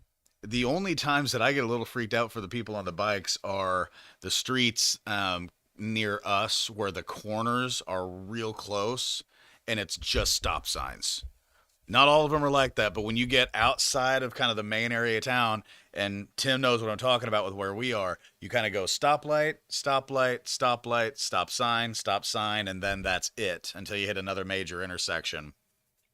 And those ones with the stop signs, the amount of wrecks that I've seen not happen, but that absolutely had no right to not happen because of how close people got, those were terrifying. So, absolutely love the idea of bringing a bike, but that's the only thing that freaks me out about it. But being able to get down there in that heat, get out and do a bike. And Tim, you might remember this. I think it's on Sunday, right? That LECP, you probably know this too, but like Sunday mornings, the half of Paseo de Mateo shuts down for bike traffic, which I think is the coolest thing ever. And they just rent bikes on there, so you can take it all the way down Paseo de Mateo and back, and you're good to go. Yeah. Retribution. Do newer homes have upgraded plumbing? I'm not sure I'll ever get used to the trash can. Wife is Mexican citizen though, so she's done it for years. Yes. So this was one of the things that we asked Henry about, and he just kind of smiled because he knew. But we asked, it was like, I know this is an American thing, oh really, but obviously something that we would like to do is be able to flush that down and not have to deal with the trash can. Um, and the answer was yes. So, but it has to be all new plumbing and really make sure that they know what they're doing because our house, as you know, it has the plumbing running from the very back of the house where the master is all the way out to the front. And so all of our plumbing, every single bit of our plumbing was brand new. Everything that, all the and I can't remember all of the pieces and parts of the system down there, but everything from the, wells below ground, the tanks, all of it was completely redone, brand new, planned out. And I know that that was a huge part of the process, getting all of that stuff redone. And if you're already doing it, you might as well expand it, make it as good as you possibly can, and make that a priority. And again, this is one of the reasons why I wanted to go with a good architect, was because I wanted to make sure that stuff like that, they had the ability to plan it out and it wasn't just a, hey, we're going to hope this happens. Because even with him, even with somebody like Henry, as most of you know who follow the channel, when we first got down there, we had some issues. They had some just construction material that wasn't cleaned out of certain pipes. So the first time we used our washer did one of those things where it climbed across the room and spilled soapy water all over the tile floors. Is it a huge deal? No, did scratch the washer, which I was pretty ticked off about. But if that's the worst thing that happens when you're moving in, I'm not real concerned. But it was very frustrating. Like, I was pretty ticked off about it. But so that happened. And then we also had a situation where when it rained, we had flooding issues. So it was coming through one of our AC units in the front room, and they could not figure out for the life of them why. Well, the reason was, again, they had one drain that had construction dust, and between that and it going down into the, what do they call it, cistern below ground, they didn't have an air pop. So, or I don't know what you call it, but an air vent coming out from it. So that water was just hitting a compressed air bubble and spewing back up.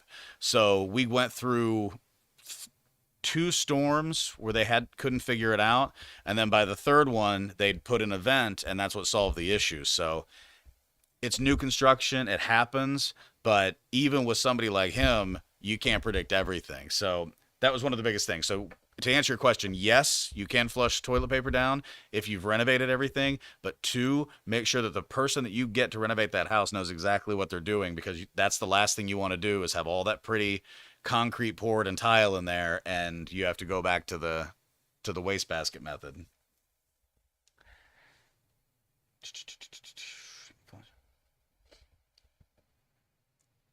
Yep, and traveling squirrels, right too.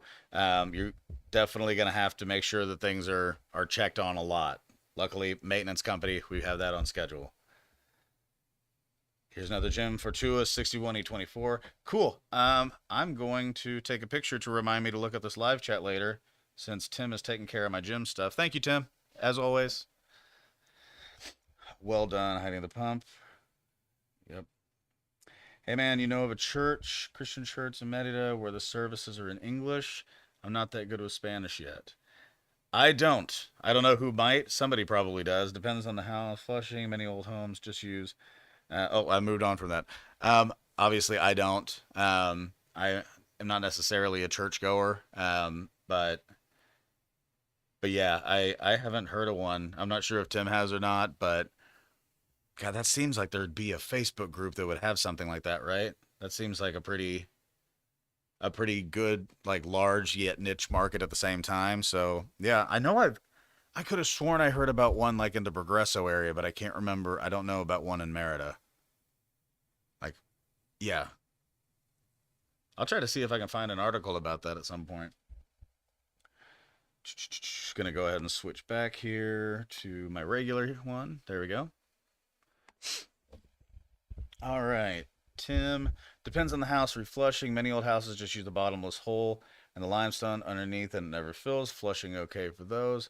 I have three bathrooms. Two go into the natural septic. Yep, exactly. Some of the systems that they put in these houses are like ludicrously complicated. I've got obviously city plumbing in this house, but At our lake house, we have a septic tank, and that's pretty self-explanatory. It's a tank that's got a field of pipes, and it does its thing. That when I went to check out the house here, I realized that I'm very happy I went with the person that I did because I still don't know how that thing functions, and I'm amazed with it. Only one of three bathrooms uses an actual septic and does not suggest regular flushing. Yep, that's fair. ICP, you can look it up in Google. Yeah, I was gonna do that. Let's see. Let's just do this. English speaking church in Merida, Mexico. Retribution. I have no issue having it pumped. I'm worried about my stomach getting used to my new diet. Yeah. The funny thing is that that's anywhere you travel, but yeah, there's definitely a reputation there. Don't drink the water and all that. Oh, and speaking of that, that's one of the things to think about too. Is so we have a whole home filtration system as well as a lot of different pieces and parts to that whole system. But we have filtration at like certain areas, especially extra filtration.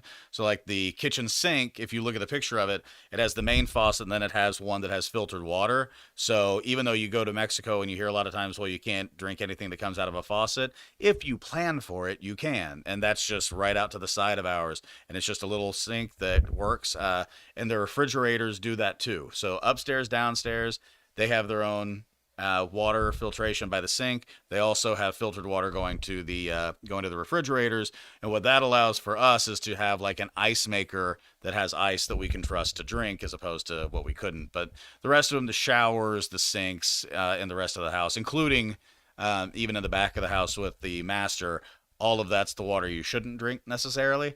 But if people think like you absolutely can't do that except for bottled water, that's not necessarily true. You just have to plan for it. So another thing to think about when it comes to your stomach and getting used to everything. I have a very weak stomach, so I'm used to that, by the way.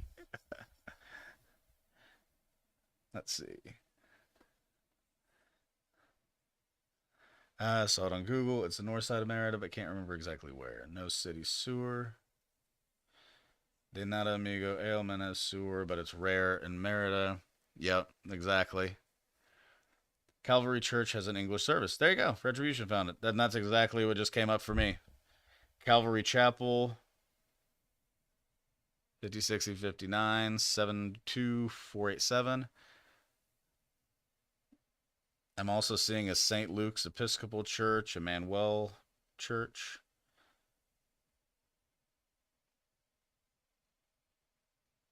Yep. Yep. St. Luke's Episcopal and Calvary Centro, Calvary Chapel. So that seems easy. You got two there. And it also says I've got Emmanuel Baptist Church that showed up here, but I don't see any extra articles that say that that one's English speaking. It just showed up when I Googled it. But Calvary Centro, St. Luke's Episcopal. There you go. That's easy. Thanks for stopping by, Adrian. Really appreciate it, man. Have a good one. Look up ailment. Perfect. Can you add water softener in new homes for hard water? Yep. Yep. You can pretty much add any type of water system that you can find. I mean, water softener, pretty easy. Ours, if I remember right, ours is just a regular filtration system, but I could be wrong. Yeah, I think it's just, I know we've got like a reverse osmosis system is what we've got, right? Yeah. So whatever the system is that it takes for that was what we went with. I basically told Henry I know what it takes to get it in Missouri. You know, obviously the water here is easy, but the water at the lake has like a kind of crazy sulfuric smell to it. So I had to buy a special tank that takes that out. It wasn't dangerous water, but any amount of sulfur in water makes it stink. So I had to take that out, and then water softener, filtration system, and then because of the space that we had, I had an instant water heater put in, which was super helpful. But yeah, so it should be pretty easy. Definitely avoid tap water in Mexico. Yes, I do agree with that. Like I said, we've got the whole filtration system for that exact same reason. and it gets checked by the maintenance team just to make sure. But yeah, that was definitely a question that we had. It was like, all right, so do we need to have one of those systems where you got like the 5 gallon tank that you put up top and that's how you get water? And they were like, no, not if you plan it right. And it works perfect because I drink about a gallon of water a day. And down there, I was doing probably even more than that because I was sweating. And it ended up working out just fine for us. So I don't think it's anything to worry about as long as you plan for it. And again, same thing I was talking about before. As long as you go with somebody reputable that knows how to build houses down there, then you're going to be just fine. It's just making sure that you find that individual. All right, guys. In about 7 minutes, I'm probably going to sign off here. I just need to make sure that I've got everything together to make sure that I shut this stuff down, get it edited back online, and then, of course, go pick up my kid, as you guys are probably used to that have been on these live streams. This is awesome. I swear, like, this is the thing that I would do every single day if it were just my choice, would be to get on these live streams, talk, and work things out. The videos are coming. It's been really exciting to finally feel good and get back to all the stuff that I like doing, eating the way that I do, working out the way that I do, and then obviously making these videos, which has just become such a fun pastime that I absolutely love it. As somebody said earlier, I can't remember exactly who it was, the fact that the subscribership has gone up is crazy and awesome. Being over 2,500 members and being kind of a niche channel because I mainly talk about Merida. I have a couple of other videos where I talk about other things, but just to be able to do that and share my experiences with you and then have things like this where you guys come in and talk to each other about it's awesome. Tim says, I have a water softener better for laundry and appliances and faucets. Salt is more expensive here. Yeah. It is interesting to me that there are so many, like, there's things that make sense to me that they're more expensive. Um, you know, I was talking to somebody and it was like, electronics, certain types of things like, Nikes or whatever. Like you have certain items that are more expensive. But honestly, when we bought our TVs, I didn't notice it was crazy. I didn't notice that it was absolutely insane how much more expensive it was. But it was more expensive than it is up here in the city. But some of the things are really interesting just because I had to bring a lot from up here down there, like my mesh internet system. That was one of the things that I looked around and I just couldn't find it down there. And I'm sure somebody's got it. But even if I did, just basic ones were more expensive than what I was bringing down. And I was bringing down one that could go throughout the entire house on Wi-Fi. So just looking that stuff up is crazy. But salt is interesting to me that it's more expensive down there. I don't think I would have predicted that. Need 1 gallon Garofun for water and another of those things. Yep. Thanks, Alex, Tim, and everyone else. Definitely appreciate your feedback. Of course, Esther, thanks so much for popping in the chat, man. Or popping in the chat, I really appreciate it. Anytime you have any questions, just like I said, if you're a part of the Facebook group, it's facebook.com/group/travel, the number 2 Merida. A lot of good information, a lot of good people to give it to you over there, and a lot of people just in different situations. You've got people that, and that link is down below, but you've got people that have lived there for a long time, people like me that have a house down there but aren't necessarily down there yet. You have people that are just now discovering the area because they come to this channel and then they join the group and they just have questions. But it's about travel and it's about living there. So hope that you're either already a part of it or join up. But I really appreciate you checking it out. Shoot. Every time I switch off my phone, my live feed just cancels, and all of a sudden I think that I'm on a completely different screen than I actually am. So that's interesting. Scenario, you're heading down there with your buddies and no wives. Where do you go to hang out? Oh man, me with kids and wife and all that kind of stuff. I'm probably the wrong man to answer that question. I know I've got such a bad memory that I could have just gone somewhere and not known it, but I know I will recognize some of these answers.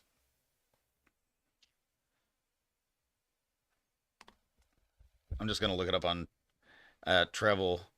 Malahat, I haven't heard of that one. Contabar, I haven't heard that one. There is one. It's going to drive me crazy if I can't find it. None of these are the places I'm thinking of.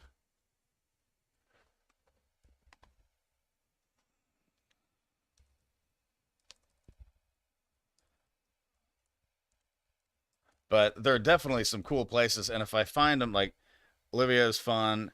Hennessy's isn't really a nightclub or bar, but it's got great drinks. It's got a nice little outdoor area that cools down. So that's just kind of fun to be able to hang out there. La Negrita, that's the one I was thinking of. La Negrita Cantina is really cool.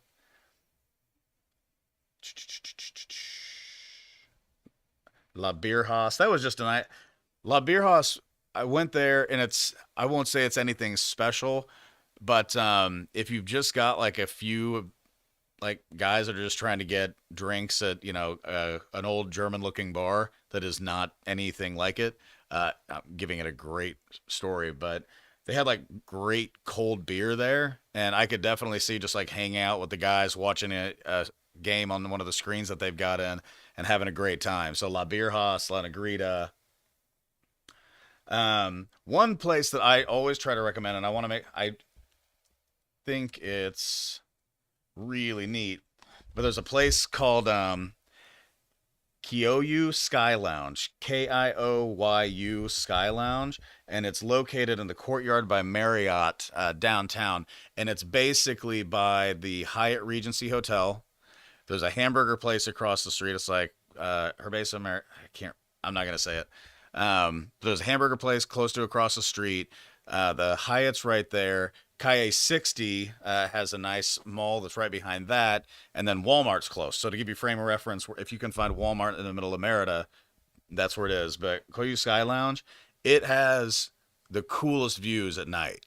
So I would absolutely recommend like going down there, grabbing a few drinks at that place because it's just almost a 360 view of Merida to the point where you're high enough to see the Periférico, which is the road, the highway that runs along the outside perimeter of Merida, and you can see pretty much everything, and it's absolutely beautiful. So I think it's more of a chill hangout spot than it is a let's go out and party. But just to like have a cool view, good drinks, that kind of thing, it's a great place to hang out.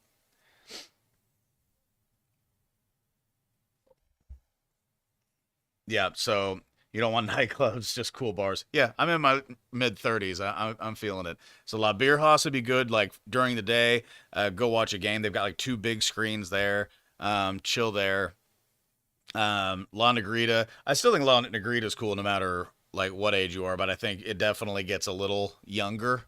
But that Kyoyu bar, like that Sky Lounge, I just thought that was the coolest thing in the world. And I, when we were there weren't that many people there. So it was just nice to be able to kind of go up, have great, views, great drinks, and just kind of a chill atmosphere. That's what I'd recommend.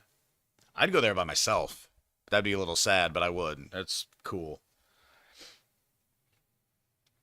Hennessy's, yep. Always got to do Hennessy's. Eladios is good. Eladios is really good too. At least the one by us in Chembek, Maharada area. They have music like throughout the afternoon. So if you just want to like sit in a bar, get some nice, music to listen to. Sometimes it can get loud, no doubt about it, because I can hear it from my house. But they've got great drinks, and Eladios is amazing because you don't even have to order food. You can, they've got amazing food, but if you order drinks, they bring you a ton of appetizers, some of which are not my favorite, some of which are really good. Most of the time, everybody likes something on the plates, but you order that and then you order another and they bring you more stuff, and you order another and they bring you more stuff. And the more you order, the nicer those appetizers get. So you could spend the rest of the day there and just have drinks and music and food brought to your table, and you're kind of just paying for the drinks. Tip your waiters though, for sure. But yeah, that's really nice. Hennessy's is, I mean, it's kind of the expat bar. They've got a great bar, amazing food. I love the food at Hennessy's. And like I said, they've got a little outdoor area that's pretty neat too. So check that one out. And those, you'll see people there all the time. Let's see. Avoid sports bars. They're not what you expect. I have stories. I can't wait to hear those stories. That's got to be interesting. I keep looking for sports bars and nobody has it, but luckily I have my Amazon Fire Stick and I have my NordVPN. So I just go sign up, tell VPN that I'm in the United States, and then I'm able to watch all of my favorite sporting events because one of those areas is located in Kansas City. So if I'm ever down there during the Chiefs season, I can watch Chiefs games down there, which that's all I need in the world. Hey, Katie, how's it going? Good to see you. I was telling everybody I was about to hop off, and then all of a sudden I'm talking even longer than I thought I would, so I don't think I'm going to hop off anytime soon. Sounds dangerous. The sports bars sound dangerous, or something else that I said? Or somebody else said? I don't know. Man, I think that if I were to tell somebody to go down and just like find a place to hang out, especially like first night, you got to do Hennessy's. Hennessy's is just like it's so reliable. The food's so good. It's very much an expat place. There's a Korean grill. There's a place called I think it's called Korean Grill right up the street too. By the way, if you like Asian food of any type, do that. I I eat more there than I think anywhere else in the city. There's a basically like the number one thing would be just walk up and down Paseo de Mateo. Like there's all kinds of places like along Calle 47. There's some great restaurants, but I'd say like you will find just some good places to hang out, especially on the outside along Calle or on Paseo de Mateo. That they'll give you everything you want. There's a great taco place. What the heck was that place called? I'm just gonna be hungry the rest of the day because I'm looking up all this stuff. Paseo de Montejo.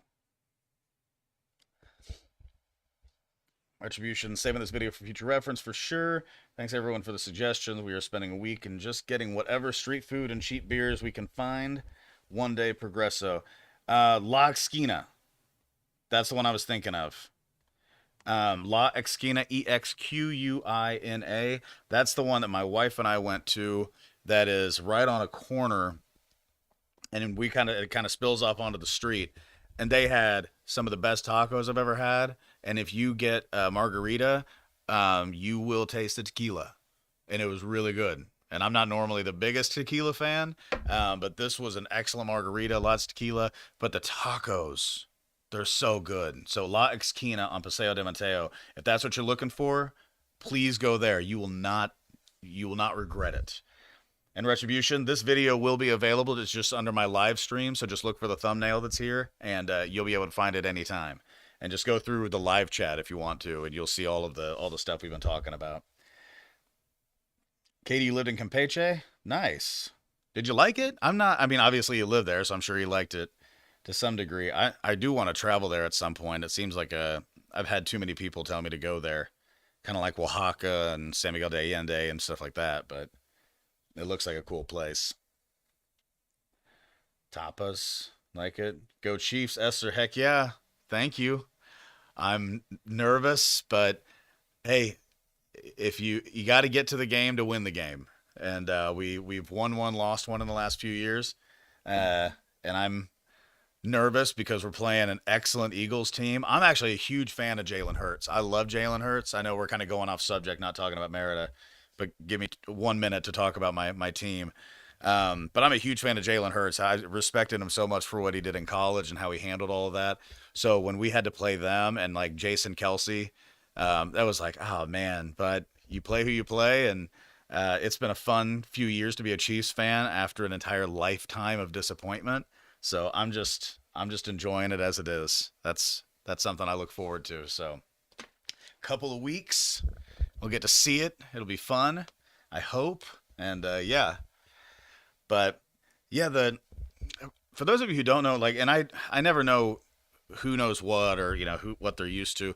But if you do end up wanting to see stuff in the states and you find out like it's really tough to do it, do yourself a favor, buy yourself an Amazon Fire Stick and go to NordVPN. I used to have an affiliate link down below, but I don't think I have that active anymore.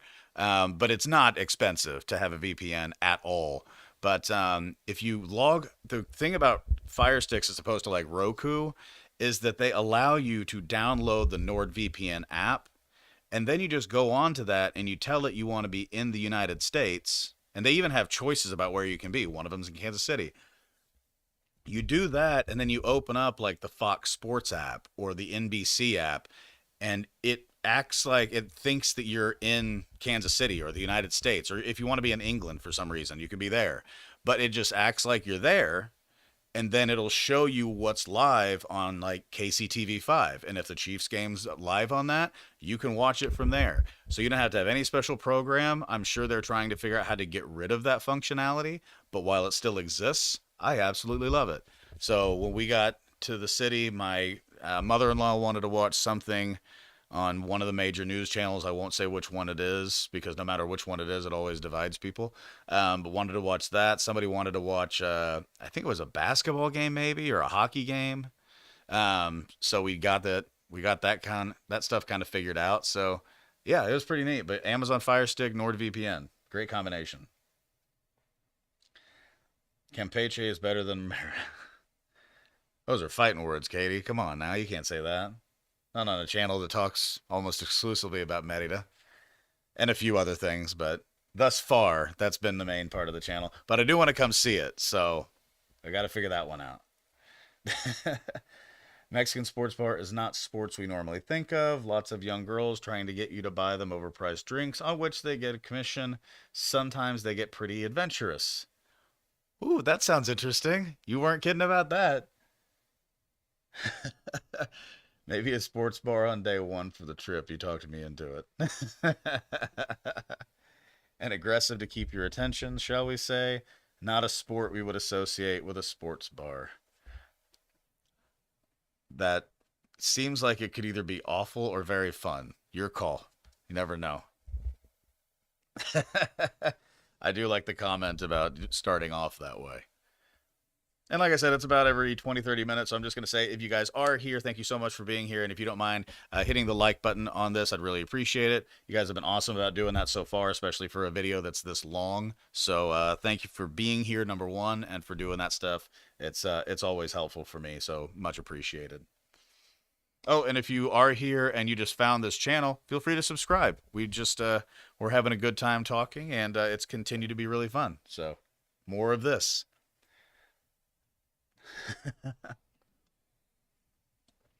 Sounds good, Richard. Thanks so much for being here, man. I hope you have a good day. Have a good weekend, and hopefully we see you on here the next time we go live. It'll be fun.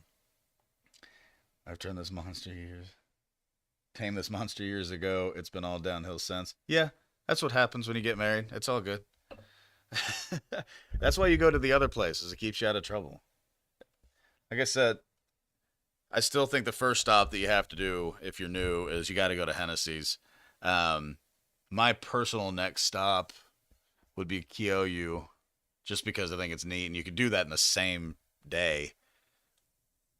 I like La Beer but we only stayed in there. We got some type of food. I can't remember what we got, but I remember it being good, but it didn't blow you away, but it was good. It was good food.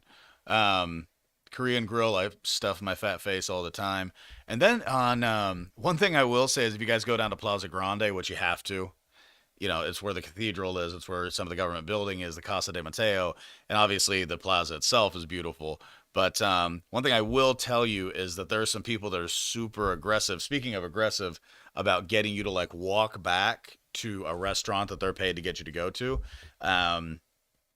So some of them are good. I think that's how I ended up at like La Casa Maya at some point, because some guy just tricked me into like, yeah, I've got this great restaurant, and it was good. I regret nothing, but it was just interesting. It was like all of a sudden I'm doing tourist stuff, and now I'm sitting down ready to order drinks. So it was interesting.